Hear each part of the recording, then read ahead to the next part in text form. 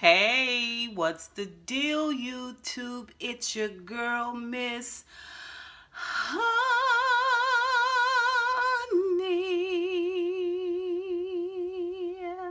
Welcome back to the channel, you guys. It is your girl, Miss Honey, in the studio. It is Wednesday, the day after Tuesday, which, as you guys know, is Queen Sugar Day, right? But I ended up, after I watched Queen Sugar, watching the Oprah Easter own special. Y'all know I grew up in that era where we had Easter specials, Christmas specials, sing-alongs, get-alongs, hay rides, sleigh rides, gatherings of all sorts. So up until I was in my probably early to mid 20s, we watched the Old Testament, not the Old Testament, I forget the name of the movie. How could I forget it? That came on every Easter. You know, where they walk you through the Bible with Charlton Heston and all of that, you know. And I bet you if I watch that now, I'll be so upset with all of the glaring flaws in the production. But when you're younger, baby, listen, it all look good, right? So it was a good program, and if you guys have not seen it, I encourage you to go out there and watch it. Deborah Jo Winans and BB Winans were the hosts. Deborah Jo Winans was overacting as usual. You know, she's a very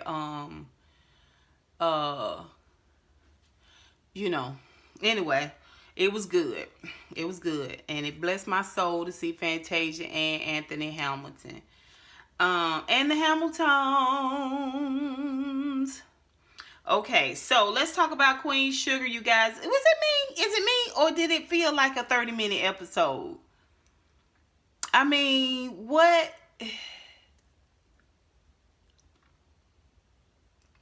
Is it me?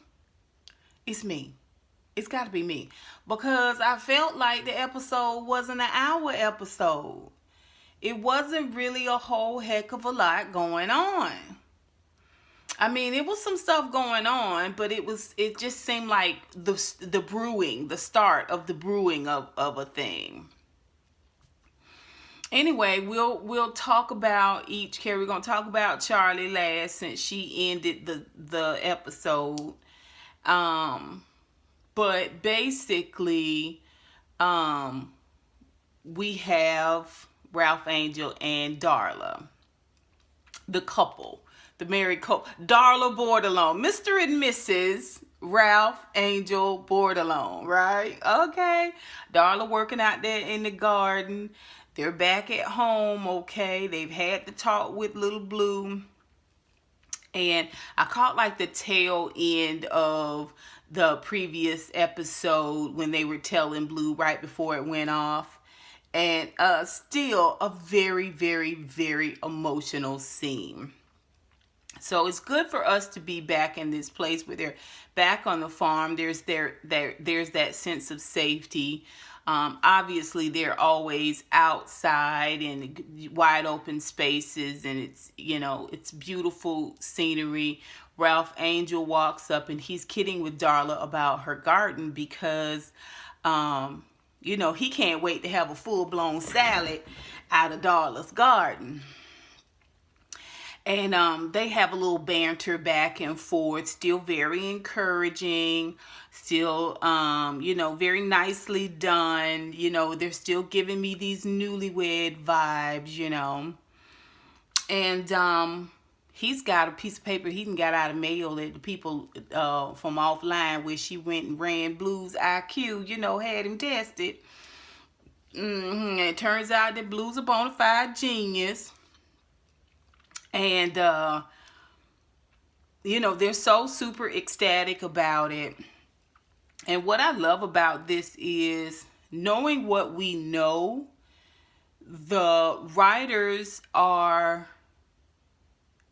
you know, they don't drop the ball. They don't consider it easy pickings to have further conflict about what's going on with Blue's actual biology, right? And I love that, because for a lot of writers, it would be easy fodder. Like, let's make this the continual and forever conflict about Blue's, who Blue's actual father is. And we don't get that. We get what we feel, and that is that Blue is Ralph Angel's son. And I think that's how it would be in real life. Like, in real life, you get over it, you move on. This is what you want. This is what everyone accepts. And we just, this is what it is, right? You don't keep going back over it and entering into conflict about it. So I love that, he was like, of course he's smart. He's our son, he's my son. And she was like, our baby is a genius. And he was like, well, yeah, of course. I knew he was going to be a genius, and yada, yada, yada. It was just, I love that. I love that. We're going to have conflict. It's going to be something deeper. It's not going to be this situation, right? Like, this situation is resolved. Okay, so they are getting prepared, Ralph Angel and Darla. They're preparing Blue for this march that's going to happen. It's going to be all children. And they're going to march through the town a little bit and then stand in front of statues that are, I guess, of Confederate or white supremacists from the past. You know how they had statues all over the South and stuff. That a lot of them were taken down. So, that's a blessing. And a lot of this did take place during COVID. Well, all of the children are going to march, and Nova is heading it up. And so Blue is excited about it, because here's an opportunity for him to participate. Here's also an opportunity for him to learn a little bit more about why all of the adults are upset or sad or constantly looking at the TV and in despair, and fretting, and why they're so afraid for him. Like, this gives him this opportunity. And so, of course, they are embracing it as a family. This is the continual education for Blue as to how he needs to handle himself in regards to his own race and how other people view his race, right? So it's quite a lovely moment, and we've gotten so many lovely moments with Ralph Angel and his family, Darla and Blue, throughout this whole season. Well, something happens, and they are not able to do the march as a collective, as a group, right? It's been canceled. And so Blue is very upset about it, and he wanted, he expressed that he was pretty upset about it. And so Ralph Angel, feeling bad and always wanting to be kind of the superhero in his family, he decides, this is what we'll do. We will have our own type of march, right? We will have our own type of protest. We will have our own type of support for the people who are protesting all across the country. Our own type of solidarity with them. And this satiates Blue. This appeases him, makes him happy. And so Ralph Angel's idea is actually genius, right? Ralph Angel's property butts right up against city property, right? He's got an expansive amount of land. Come on now. Come on, lineage. Come on, legacy. Okay, expansive piece of property, land, acres and acres and acres and acres. Huh? Oh, okay. Oh, okay. Well, they go to the end of the property, right where it butts up against public property, and they have signs. It's just Ralph Angel, Blue, and Darla, and they got Black Lives Matter signs. And as people drive by, they holding they sign up, honk for Black Lives Matter, honk if you support Black Lives Matter.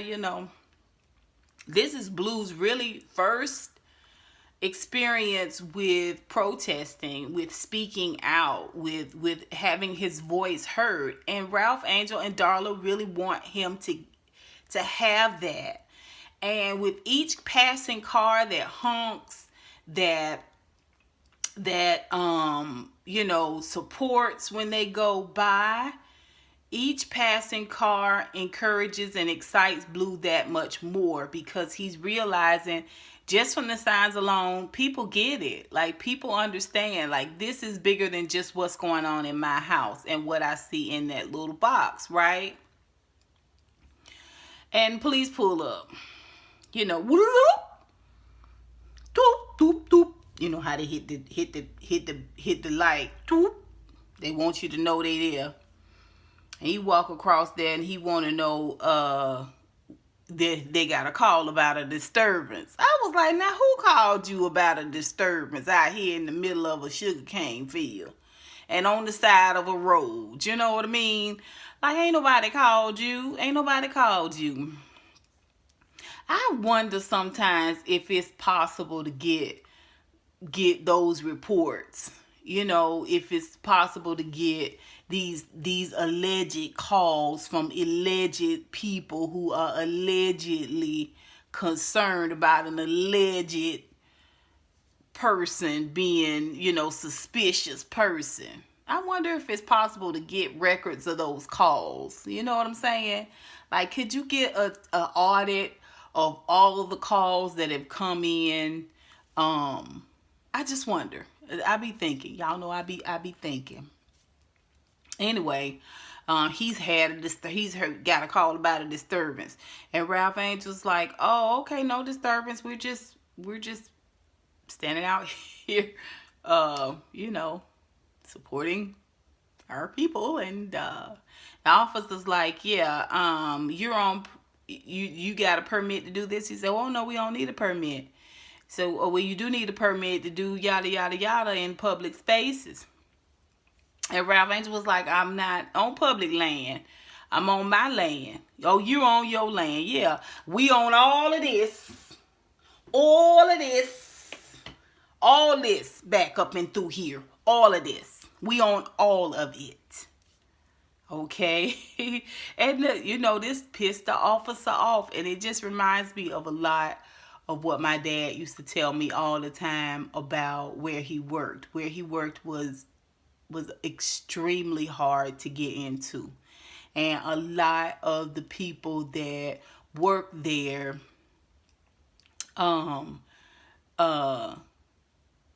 oftentimes they were envied by the local police department.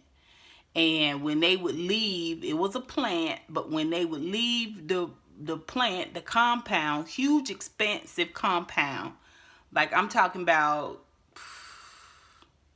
huge, okay, huge.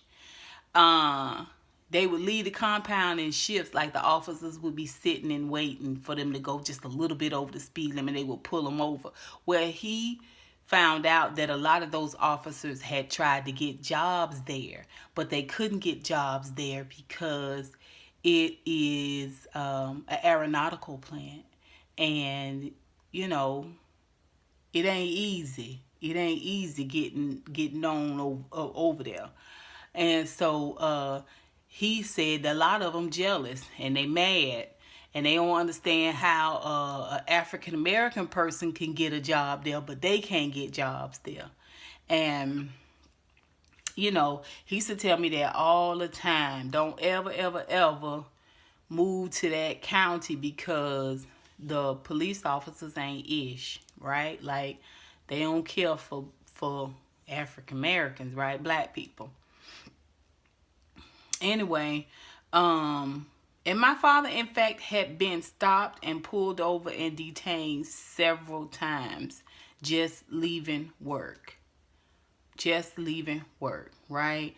And it also explained why my dad would leave so early for work. You know, he would have to be to work at a certain time in the afternoon, and he would leave at, you know, like a couple of hours early just so he could take his time, just so if anything happened, he wouldn't be late, and he wouldn't have those infractions on him because, you know, this is how it is, right? So it kind of reminded me of that a little bit when he realized that Ralph Angel was telling him that he owned all of that land back up and through there. And he was like, oh, really? You own all of that land back up and through there? And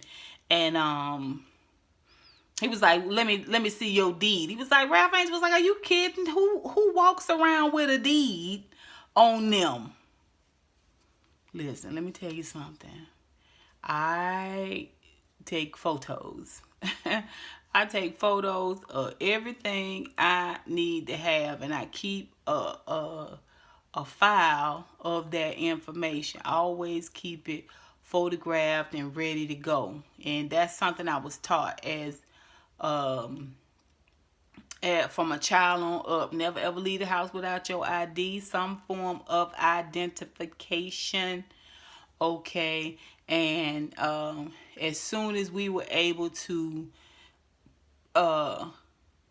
take pictures, decent pictures with our phones, that's the first thing I did. My passport, my social security number, all of that stuff that I had laminated and put away and filed away, and all of that stuff, I took photos of everything for a lot of reasons. Insurance purposes, travel purposes, for a lot of reasons, right? But I get Ralph Angel's point. Most people don't do that. Most people don't have a copy of their deed ready, set, go. And honestly, if you're not black, most people don't have to produce it, right? It's not like he was coming to evict Ralph Angel, right? It's not like that. You want to just see the deed to the property to prove. No, you don't have to see the deed to the property. Honestly, he could have produced a piece of mail with his name on it and showed his photo ID and showed that he lives there, right? Because what are you going to do? File a grievance on behalf of the pseudo property owner? You're talking to the property owner.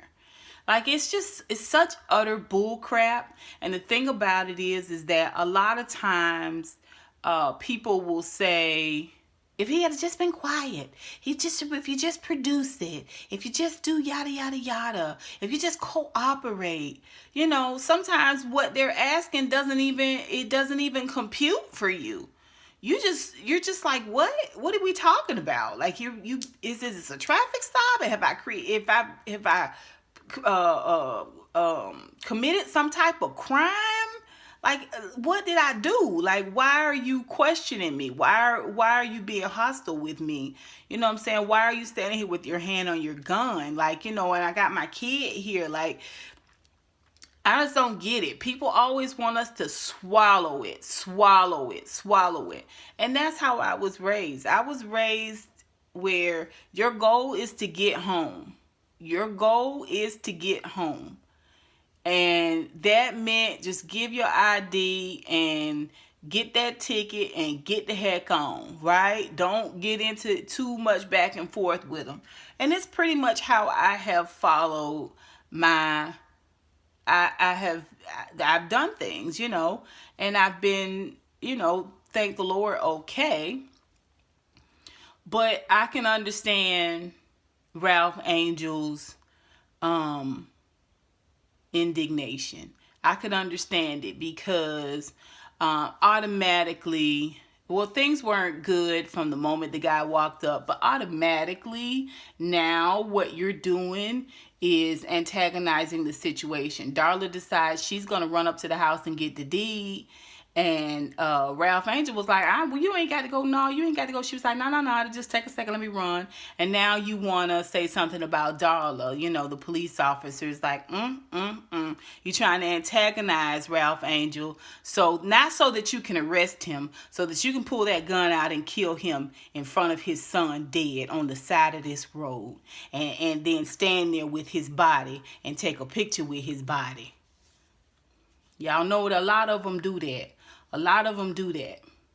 I said before, when I learned about Ahmaud Arbery and I saw the pictures of the individuals that shot and killed Ahmaud Arbery, some of the photos they showed of them being hunters, and they were there with, wild hogs that they had killed and deer that they had killed and other animals that they had killed. And the Lord said to me just as clear, they took a picture with his body too. I know that they did. And soon it comes out, yes, there's photos. There was photos taken of this dead black man that they had shot down like he was a prey that they had hunted.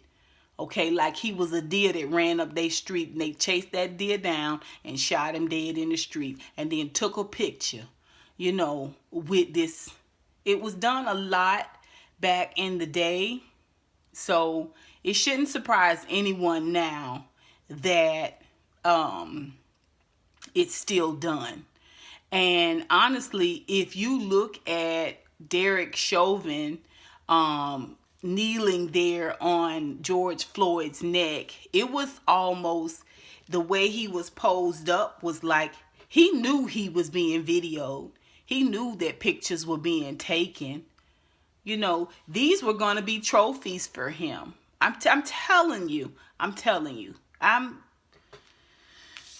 gone down a road now. I need to come back. But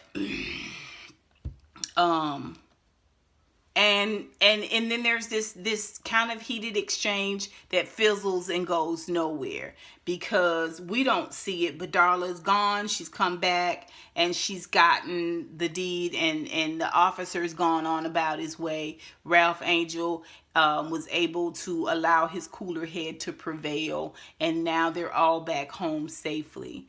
And Ralph Angel calls Hollywood and talks to Hollywood about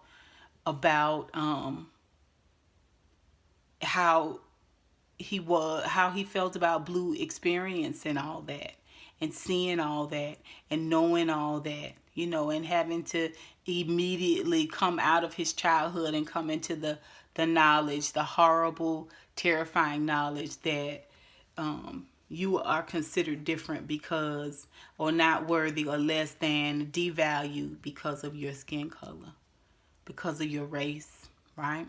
And Ralph Angel, in a moment of vulnerability, broke down and cried on the phone with Hollywood. And Hollywood, obviously being wise counsel that he always is, he consoled Ralph Angel and just told him to let it out, let it all out. See, that's why we need you down at the spot, Hollywood. Okay, because Aunt Vi and Hollywood going through something. Now, she think Hollywood's going through something because of his mama. I think it's a culmination of things. I think it is his mama's passing and him not being able to be with her during that time period. Also, not being able to bury her in the way that he wanted to bury her.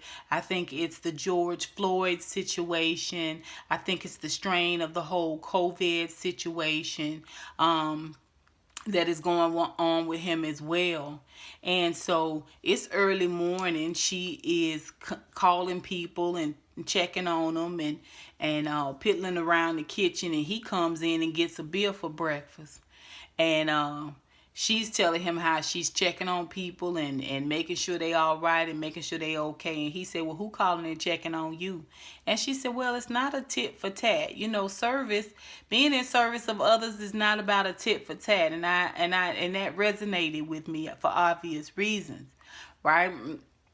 It don't matter. They don't never check on me. The Lord calls for me to check on them and make sure everybody, is okay when he lay them on my heart. And that's just what I do. This was what Vi is telling them. And then she mentions the Breakfast of Champions, that Bill. He was like, and, okay, she's making a note of the changes that are happening with Hollywood. Like this state that he's in currently. And so later on, she is seemingly having small talk with Charlie, but this is weighing in on her mind. She's also worried about Micah, okay? And she also worried about Blue, okay? How much they're being exposed to things. How much they're being, like, she is a typical matriarch. She is... she wants to put her eyes on everybody. She wants to put her hands on everybody. She wants to put a spoonful of food in everybody's mouth and get everybody belly full. She wants to make sure everybody's satisfied, everybody's happy, we're all together, we're all safe, we're all sound, that we are not affecting, the children are not being affected, the young ones are not being phased. She wants to be, a little bit in control too. Guilty. Right?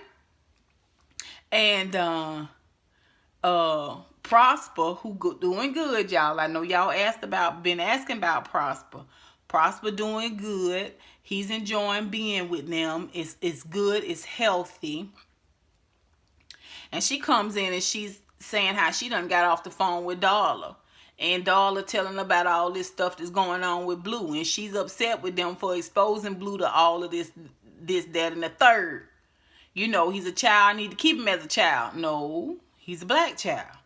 He's a black child. So he's got to be accelerated in some ways. Y'all know we got to be 2, 3, 4, 5, 6, 7, 8, 9, 10 steps ahead sometimes, right? This is how we rear our children. This is how we prepare them to be out here in this world, right? And she want to know what everybody want for dinner before she go into this conversation. And Hollywood having another little something to drink. And they watching a rerun game because ain't no new games because we in the middle of COVID. And it starts where Hollywood get a little snippy and she get a little snippy, and Prosper was like, I'm gonna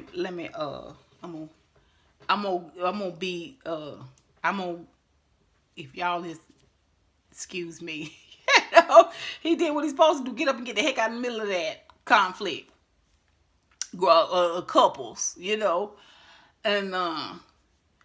it's this moment where she wants, like, what's going on with you? Like, what's happening with you? Why are you being this way? I'm trying to do yada, yada, yada. And he's like, look. I can't do nothing but sit here. Again, I think he's speaking about his frustration with what's going on with him personally and with what's going on with COVID and what's going on in with this civil unrest, right? Racial injustice. And I can't do nothing. I can't do nothing with the spot. I'm paying a lease on a spot I can't even use, and it's money burning through the last little bit of my savings, and it's nothing I can do. All I want to do is just sit here, watch this game, and zone out. I don't want to have all of these existential conversations and worry about this, that, and the third. I'm minding my business. I'm seeing about me for a second, me and mines for a second, and for a change. And I'm not going to involve myself with those things because I can't help like I want to help, no way. I can't involve myself like I want to involve myself, no way. And so I'm like, this is the second or third time, Aunt Vi, that Hollywood has told you to hold your mule, to hold your peace, to give him a second, you know what I'm saying, to back it up a little bit. Now, she expressed to Charlie that she's not sure how she can help Hollywood, if she should involve herself more and make sure he's okay, or if she need to step back and let him sort it through. He's telling you, let me sort it through. Let me sort it through. And so as a wife, this is what we do. You know, I've never been a wife, but I know how it goes, right? You have to navigate. You have to navigate this because it's a fine line between trying to take over and end up emasculating your man, or cobbling him, or running him away and looking like you're not supporting him. It's a fine line. This is why we got a whole Proverbs about us, right? Because we got to know how to navigate the rough places of being wife and mom and matriarch. We got to learn how to navigate. You got to get you some honey, okay? Come on, Proverbs, when you talk about sweet words, kind words, okay? It's like a honey from a honeycomb, okay? Come on now. Come on, MizHoney. All right, okay. You can do this, Vi. You can do this, Vi. Take 2 steps back. You can't fix Hollywood. Only the Lord can, okay? You get on your knees and you pray for your man, okay? You ask the Lord to show you ways that you can help your man. Okay, you can navigate this thing. All right. Now, if y'all getting together to march, I don't know why the men folks can't put masks on and go on down there to the spot where they can talk to one another, where they can console and congratulate and support one another, where they can formulate ideas and plans on how to move forward during this here panacea. All right, so that's Aunt Vi and Hollywood. Well, Nova and Calvin gonna take Chelsea, the daughter, on back up to where she came from. They gonna drive her up there. Now, also through this whole episode, I'm feeling trepidation because I'm feeling like something's gonna happen. I told y'all I got bona fide PTSD from racial injustice, from seeing so many people killed over and over and over again, so many black people shot and killed over and over and over and over again on the TV in such brutal, violent, tragic ways. I've got it, and I'm always on edge. So I was worried about Ralph Angel and them out there on the side of the road. And when it kind of dissipated and went nowhere, I was ecstatic. I was ecstatic to see them back home and safe and sound, right? I didn't want to see Ralph Angel get shot. I didn't want to see Blue screaming on the side of the road. I couldn't do it. I was a nervous wreck. And so now Nova is going to be riding with these 2 white folks up the road. Now, she is playing this huge march, and it has fallen completely through. And you can tell, we didn't see Calvin at all this episode. He was just implied to be in the background somewhere. And you can see that Chelsea is very, very nervous being around Nova, because she just doesn't know what to say. She doesn't know what the triggers are. She's not sure. She probably knows what the triggers are in her own household, right? And this kind of goes back to something Really B TV was saying in one of her lives about some white people just don't know. They just don't know, right? Which I can get that. I get all of that. And I can relate to that. I've got Caucasian friends, and I just try to be as open and as honest as possible. I try to be as easygoing as possible too, because it doesn't matter if your friend's white or Asian. Even if you got a friend from Africa, like, our cultures are completely different. You can't assume because we are the same skin tone that we have some of the same experiences. or the same upbringing, or the same level of knowledge, or the same internal compass, right? Same thing with Caribbeans. People just make these broad assumptions about people. Just because two people are the same color doesn't mean that, or the same skin tone doesn't mean that they have the same experiences. And so the same patience that you would use with a friend from Africa or a friend from Jamaica, Trinidad, somewhere like that. If you had an Asian friend, just getting used to their culture and how they do things. You have to kind of do the same thing with Caucasians, you know.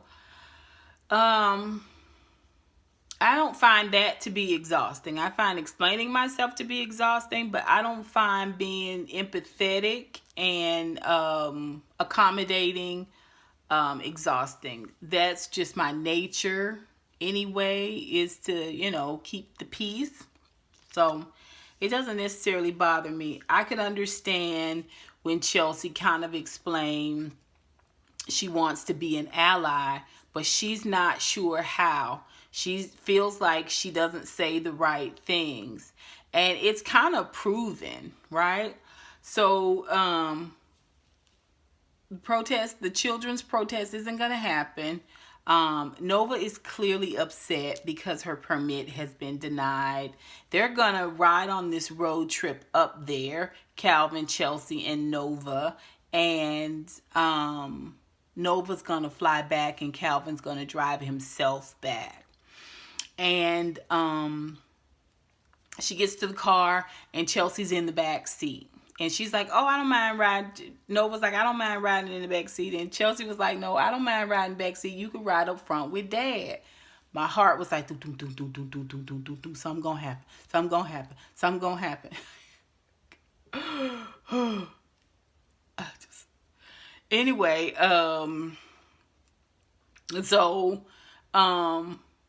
they kind of haggle over it a little bit. It's non-negotiable. Nova goes ahead and gets in the front seat. And then Chelsea leans up and said, you know, I know you're disappointed about the children's protest, but it's kind of good in a way. And Nova's like, how could it be good? You know, and just that little snap is enough to recoil Chelsea, because they know that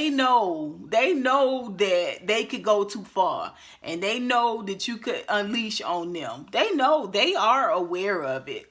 That's why when you see them purposely antagonizing, you see Caucasians purposely antagonizing black people in stores and stuff. These are people that want conflict because they want to, you know, warm their guns up or their knives up, or they trying to set you up. They snaring. They laying snares for you, right?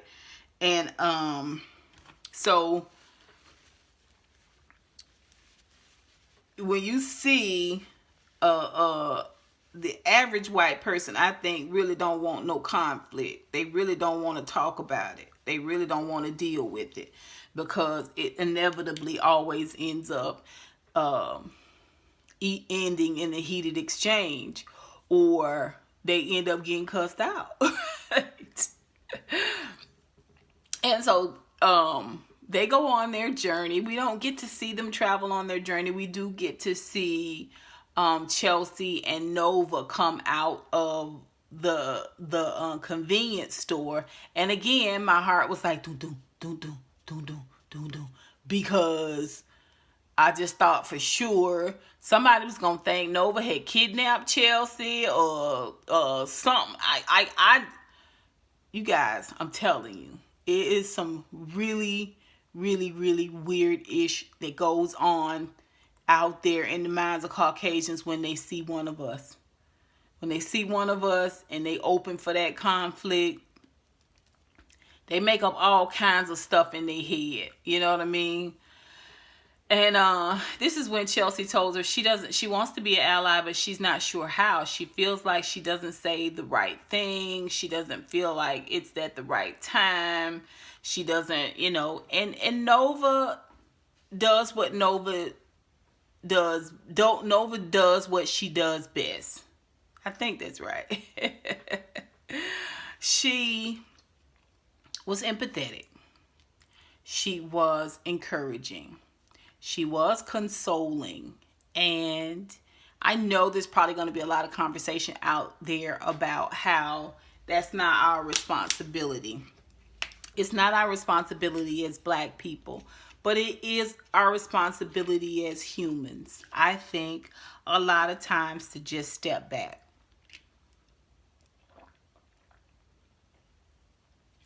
Don't worry about that Dasani. I got cases and cases of it, baby. I got to get it drunk up. And then no more Coke products. But, and she offers her kind words. And she encourages her. And this is how we can see things change.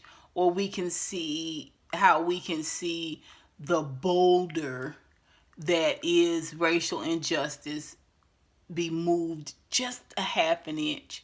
Person by person, we can build alliances that's not steeped in fear or I just don't have no choice, I'm just gonna do it to get through and get by. No, we can form actual true relationships, friendships, and alliances with Caucasians. It is possible. It is possible. It is possible. I pray for my Caucasian friends. I've encouraged them to pray, go to God, talk with God, just like I do my Black friends, and I mean, this is who I am. If it fits a stereotype, it fits a stereotype. But this is what it is, right? I'm just unapologetically me. And I find that most people, decent individuals, respect that. So it's a good moment. We see Nova again, and she's at home. And this was the thing that Charlie woke up the episode. She was having a dream, and she was having a flashback of just all throughout the entire series, not the season, the entire series of things that had happened and had taken place. And all of her thoughts and memories were anxious ones, right? And she wakes up from the dream.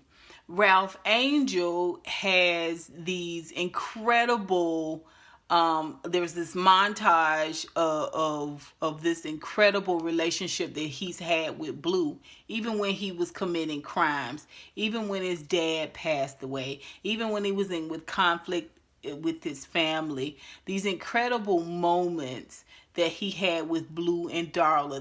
This was his memory montage. And Nova, likewise, is having a memory montage. But her memory montage, she's at home, she's walking around the house, and she's touching things that are Calvin's, or that Calvin touched, or places that he sat, and smelling his jacket, and all of this stuff. And it's her memory montage is of Calvin. I was like, oh, y'all are really gonna try to sell this Calvin situation to us?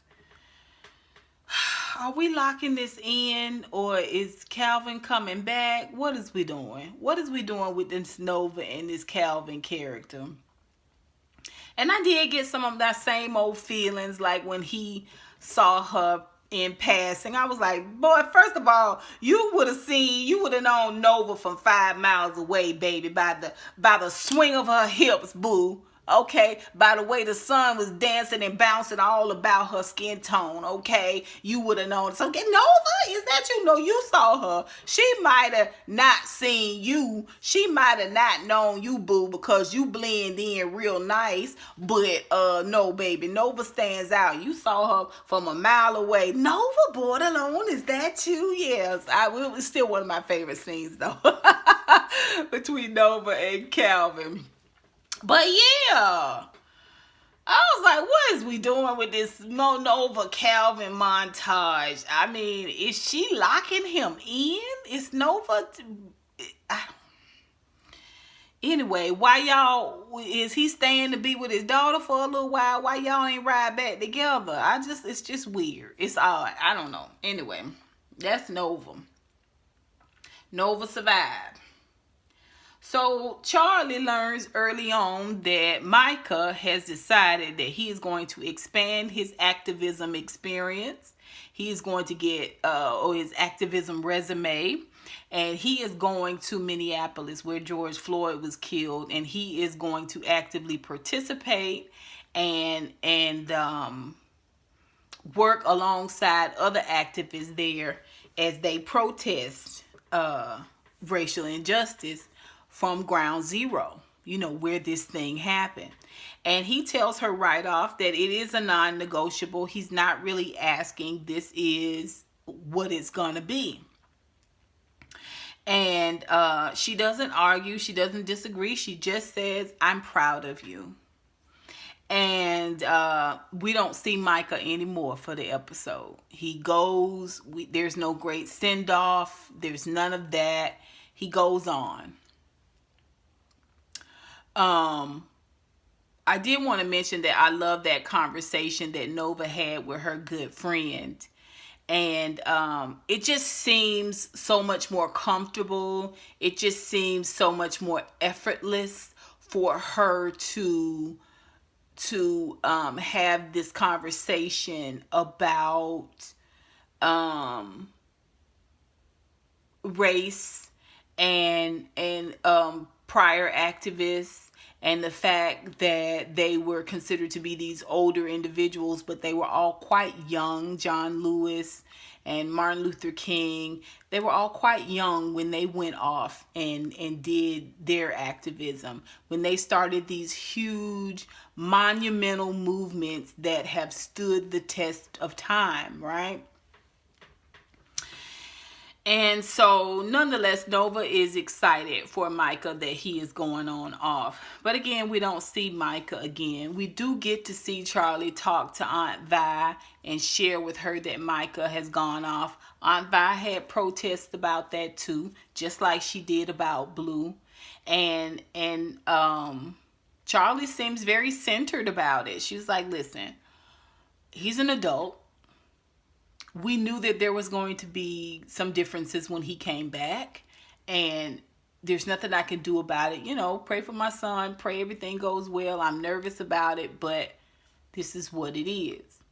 And she goes on about her work, and she lets us know through a phone call that basically all of the work that they were going to be doing on the roads and with the land and the property and these eviction notices that they passed out first episode, all of this is at a halt because of the pandemic. And this is why I say that everything bad that happened to you ain't bad for you, right? We got to be able to see the God even in this panacea. We got to be able to see God even in this panacea, because some of us have come up substantially. Now, what we do with that come up, that's a whole nother separate animal. We're not smart about it. It's a whole nother separate animal, right? But nonetheless, a lot of us have come up thanks to the panacea, right? She gets off the phone after giving us this bit of information, and at the same time, there's this relief that we're not going to have this huge struggle and fight, at least for now. Despite it is because of the pandemic that we won't have this, and she breathes a sigh of relief just like we do. At the same time, when she gets off, she immediately has a panic attack. I know that that's what that is. I know that that's a panic attack because I've had one before, right? And at first, I think she's having this panic attack because something has happened to Micah. And they say that mamas know. That mamas know something ain't right. I was like, oh, not Micah. Don't do this. Not Micah. No, it's not Micah. But she thinking about Micah. She can't call Micah, right? And then she know Aunt Vi going through with Hollywood, right? So she don't want to disturb Aunt Vi. She don't want to bring her out. And Nova's on the road with Calvin and Chelsea, and then she gonna be flying back. She don't want to bother Nova. But I'd have called my sister. I'd have called my sister, because that's what sisters are for. Right? That's what sisters do. Huh? Yeah, I'd have called my sister. Yeah, and my sister best to call me. You better not call no stranger. And you could call me. And I come see about you. I wish you would. Anyway. Oh, it's terrible.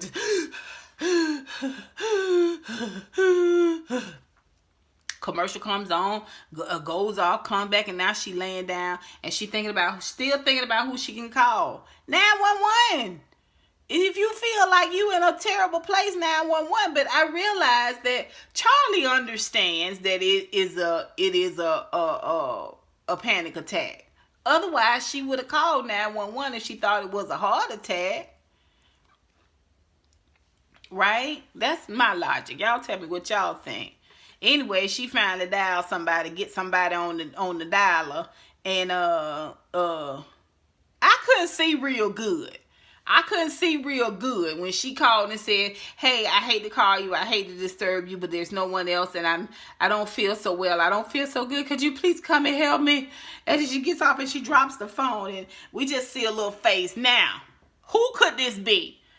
I was like, that better not be Remy. Oh, that best not be Remy. Oh, if it's Remy, y'all gonna hear me cuss next week. I'm gonna tell y'all that now, cause I'll be a mother beep beep beep if I put up with a beeping mother beeping Remy again. She best have called out Julio Iglesias, who we all like from last season. That what happened to him? He a frontline worker though. He can't come around there. I don't know what's going on, y'all. Tell me who y'all think was on the phone. Oh, listen, that's all I got for y'all, honeybee. That's how the episode went off. Is it Remy? You think it's mother bleeping Remy? Ooh, I'm gonna bleep, bleepity, bleepity, bleep, bleep, bleep. If it's Remy. I'm over Remy. You don't try to get in my sister's britches. I wish y'all tell me what you think. Put it down below. And until next time, honeybees, I holla.